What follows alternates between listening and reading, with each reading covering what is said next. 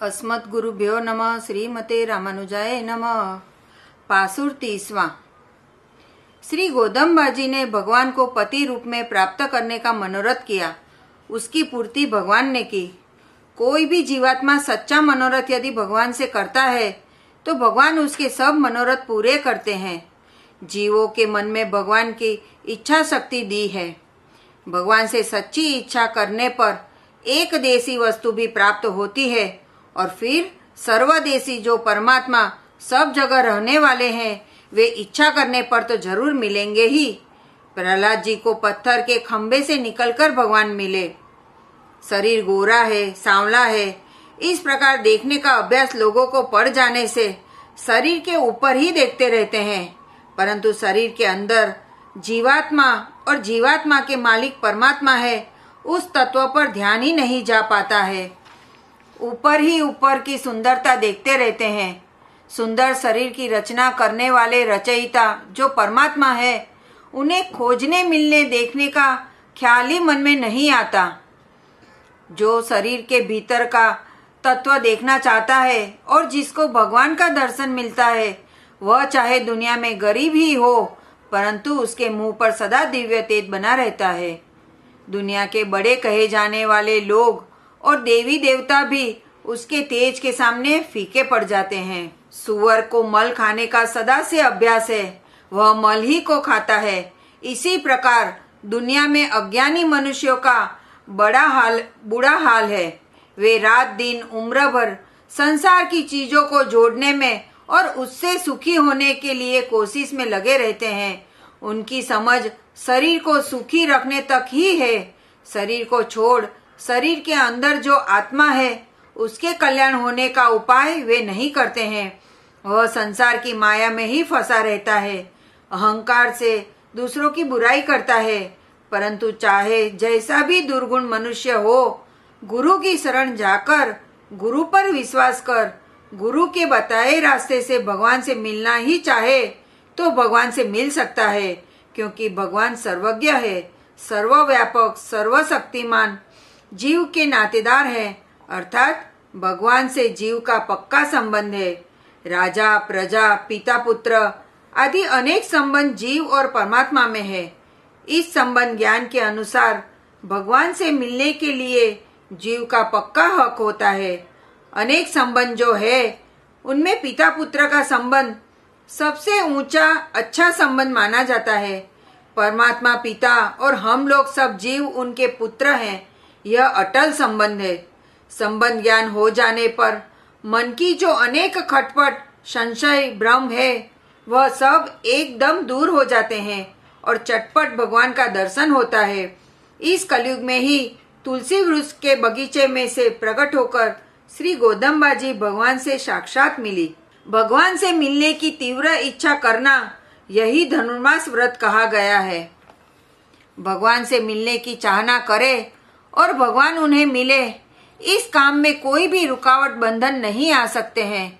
इसीलिए सब पुरुष मंडली और बाइयां, बालक आदि सबको भगवान से मिलने की चटपटी करना चाहिए। बाइयों को यह समझकर भगवान से मिलने का मनोरथ करना चाहिए। दुनिया के मनुष्य पुरुष जो साधारण पति कहे जाते हैं, वे अनंत जन्मों से मिलते ही आए हैं और आगे भी ये दुनिया के पुरुष पति रूप में मिलेंगे ही। ऐसा ही दुनिया का क्रम है। परंतु भगवान का साक्षात मिलन पति के रूप से अथवा पिता के रूप से हो जाए तो फिर संसार के मनुष्य को पति नहीं बनाना पड़ेगा। सब जीवों के सच्चे पति परमात्मा ही है। उनके मिलने से ही सदा के लिए सच्चा सुहाग प्राप्त हो जाता है। संसार का संपूर्ण वैभव नाशवान है, दुख रूप है। गहना, भूषण, घर, शरीर, पुत्र और पति, इनको देखकर फूलना, घमंड नहीं करना। ये हीरे, मोती, सोना, चांदी के भूषण, गहने सदा ही पड़े हैं और उन्हें पहनते हुए संसार से चले गए। उन्हीं को हम लोग पहनते हैं। हम लोग को भी एक दिन अचानक इस संसार से चले जाना होगा। संसार का स्वर्ग, ब्रह्मा के लोक अर्थात 14 लोक का धन वैभव पाने पर भी घमंड नहीं करना चाहिए, क्योंकि वह सब बादल की छाया के समान अभी आज है, न जाने अचानक कब नाश हो जाए। भगवान की कृपा से यदि इस जगत में धन वैभव की प्राप्ति हो तो श्री नंद बाबा जी सेठ के समान धन पैसा भगवान की सेवा कैंकर्य में खर्च करना चाहिए, तभी धन वैभव का साफल्य है। हम लोगों के लिए सच्चा भूषण एकमात्र सच्चे पति स्वामी पिता भगवान ही है। वे भगवान साक्षात मिल जावे, संस्पर्श कर जावे, बस उन्हीं का संबंध सच्चा संबंध है। जगत के सभी संबंध छूट जाने वाले हैं। संसार का सब वैभव मिला तो क्या हुआ, उसे भाग्यवान नहीं कहा जा सकता। भगवान जिसको मिल जावे वही सच्चा भाग्यवान होता है। लोग कहते हैं हम वैष्णव हैं, परंतु कहने से क्या हुआ। वैष्णवता तभी सफल है जबकि भगवान श्री विष्णु साक्षात मिल जावे।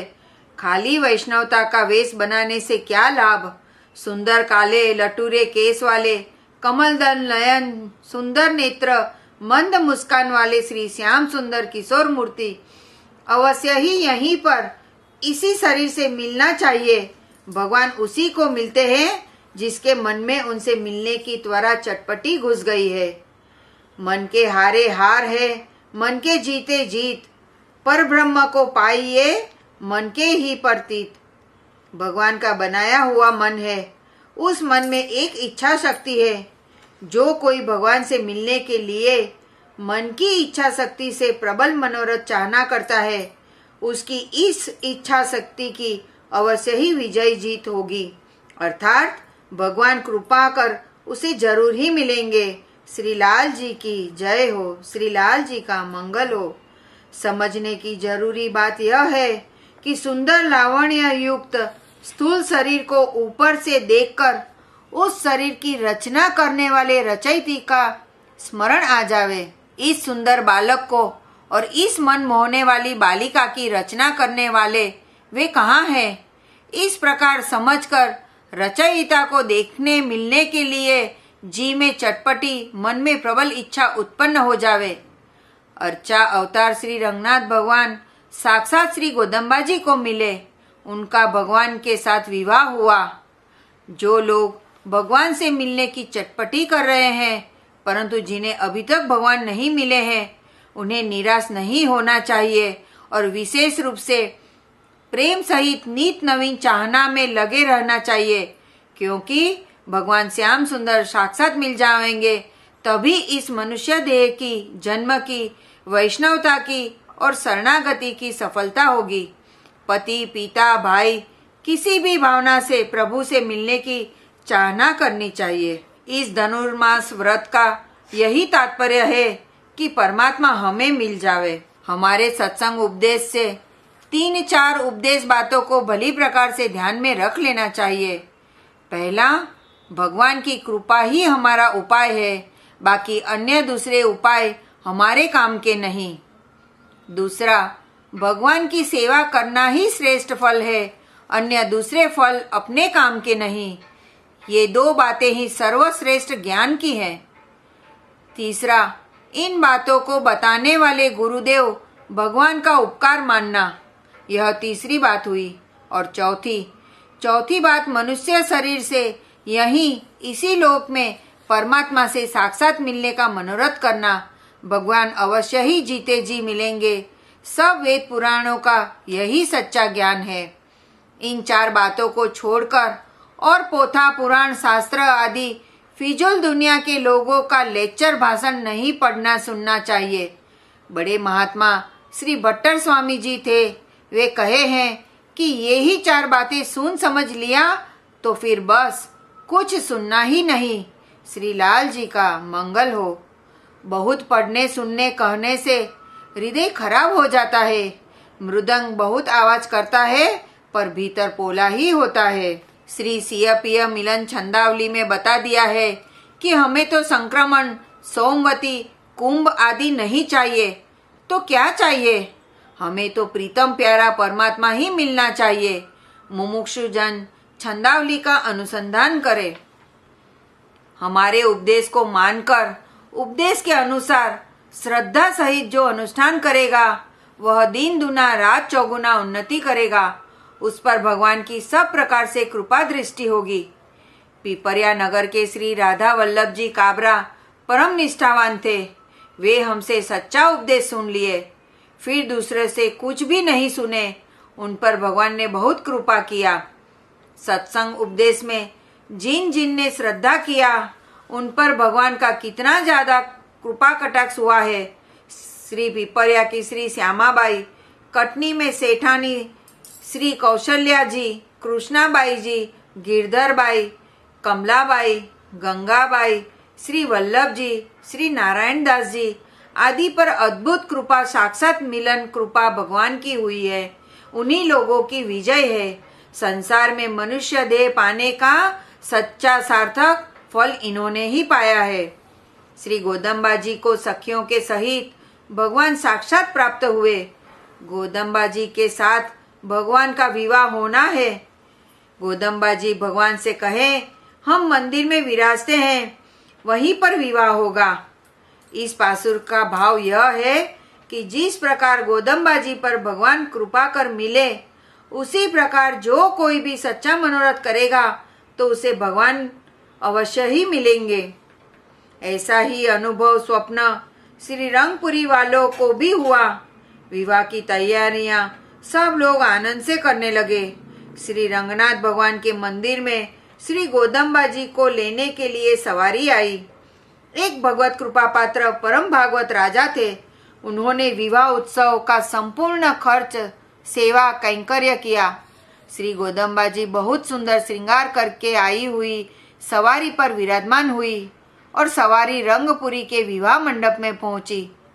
श्री रंगनाथ भगवान के विवाह के उत्सव की सजावट रंगोली, ध्वजा, पताका तोरण, बंधनवार आदि से खूब सुंदर हुई। लोग यह सोचते हैं कि देखना है कि अर्चा भगवान से किस प्रकार श्री गोदम्बा जी का विवाह होगा। श्री मंदिर से श्री रंगनाथ भगवान विवाह मंडप में पधारे। विविध प्रकार से मधुर संगीत से बाजे बाज रहे हैं। गायक लोग मधुर स्वर से गान कर रहे हैं। चारों तरफ आनंद उमड़ा हुआ है। श्री रंगनाथ भगवान जी की तरफ से एक कोई दिव्य महापुरुष विराजे हुए श्री गोदम्बा जी का पानी ग्रहण कराए। वहीं पर और कोई 4 दिव्य महापुरुष थे। उन्होंने भी दिव्य अनुभव हुआ।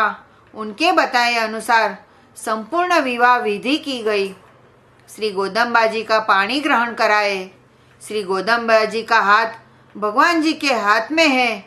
वे अनुभवी लोग अनुभव दर्शन में यह सब देखें तथा दूसरे अन्य जो सामान्य लोग थे उन्हें तो अर्चा भगवान ही दिखाई पड़ते हैं। श्री रंगनाथ भगवान साक्षात पानी ग्रहण लिए। श्री रंगनाथ भगवान का मंगल हो, श्री गोदम्बा जी का मंगल हो। सबको केसरिया लड्डू का प्रसाद तथा तांबुल पान मिले। श्री गोदम्बा जी श्री रंग मंदिर में पधारी। श्री भगवान भी पधारे। मंदिर के कपाट बंद हुए। श्री गोदम्बा जी अंदर ही है। मधुर आनंदपूर्ण गान हो रहे हैं। जय जयकार हो रही है। श्री गोदम्बा जी अंदर मंदिर में पधारी है। बाहर लाखों लोग विराजे हैं। सबको केसरिया लड्डू का प्रसाद मिला। सर्वत्र पीले केसरिया रंग की सजावट की गई है। भगवत कृपा पात्र हजारों को दर्शन अनुभव हो रहा है। श्री भगवान जी के साथ श्री गोदम्बा जी श्री लक्ष्मी जी के स्वरूप से विराजी हैं। विवाह में आए हुए सभी बड़ भागियों को मोहन भोग, बूंदी, चटपटिया, मालपुआ तथा अनेकों प्रकार की विविध मीठे और नमकीन चरपरे व्यंजन प्रसाद दिए गए। श्री मंदिर का किवाड़ खुला। श्री गोदम्बा जी के सहित श्री भगवान का सबको दर्शन हुआ। 2 मिनट बाद श्री गोदम्बा जी अंतर्ध्यान हो गई। फिर उनका दर्शन नहीं हुआ। सदा के लिए वे प्रभु से मिल गई। प्रभु कहते हैं कि जो कोई हमसे मिलना चाहेगा तो कलयुग में भी हम मिल सकते हैं और विवाह भी कर सकते हैं। ऐसा है प्रभु अनंत जनों को साक्षात दर्शन दिए। गोदम्बा जी के पिता श्री विष्णु चित्त जी स्वामी के मन में जरा संकोच उत्पन्न हुआ तो उन्हें अनुभव दर्शन हुआ कि श्री गोदम्बा जी वसंत उत्सव भगवान के साथ खेल रही है। रंग गुलाल खूब उड़ रहा है। अनेक प्रकार के बाजे सखियां बजा रही है। आनंद हो रहा है। श्री लाल जी महाराज की जय हो। श्री गोदम्बा जी कहती हैं, इस प्रबंध की 30 गाथाओं में एक भी गाथा कम न होनी चाहिए। सभी गाथाओं का अनुसंधान करें। अमूल्य रत्नों से बनी हुई माला में एक रत्न की भी कमी हो जाए तो बड़ी विकृति आ जाती है। उसी प्रकार इस प्रबंध की सभी गाथाएं अनुभव करने योग्य है। जैसे गोकुल में गोप कन्याओं ने स्वयं साक्षात कृष्ण का अनुभव करके उन्हें प्राप्त किया था और मुझ गोदा ने भावना के प्रकर से गोप कन्याओं का अनुकरण करके श्री कृष्ण को प्राप्त किया, उसी प्रकार भविष्य में गाथा का केवल पाठ करने वाले भी फल प्राप्त करेंगे। जब तक अपना क्लेश मतलब भगवत प्राप्ति खत्म न हो जाए तब तक यह व्रत यानी जीव और परमात्मा के मिलन की विरह अग्नि बनी रहनी चाहिए। प्रपन्न के जीवन में सदैव उत्सव बना रहना चाहिए। उत्सव की समाप्ति तब होगी जब ये जीव परमात्मा को प्राप्त होगा। हमारे ऊपर भगवान की कृपा होती है तो उनके उत्सव का दर्शन हमें प्राप्त होता है और अर्चा स्वरूप भगवान हो तो हमें दर्शन देकर अपने और प्रभावित करते हैं, अपने धाम में जाने के लिए प्रेरित करते हैं। इसीलिए भगवान के उत्सव का महत्व होता है। नित्य श्री नित्य मंगलम यही श्री वैष्णव का स्वरूप है। जब तक भगवत प्राप्ति न होगी तब तक प्रपन्न उत्सव मनाते रहेगा। जीवन ही उत्सव हो जाएगा। इस शरीर से प्रकट स्वरूप का दर्शन होंगे तब उत्सव सफल हो जाएगा। श्री लाल जी जब अपनी गोद में बैठाकर परमपद ले जाएंगे तब श्री वैकुंठ उत्सव मनाया जाएगा। श्री गोदा रंगनाथ भगवान की जय हो।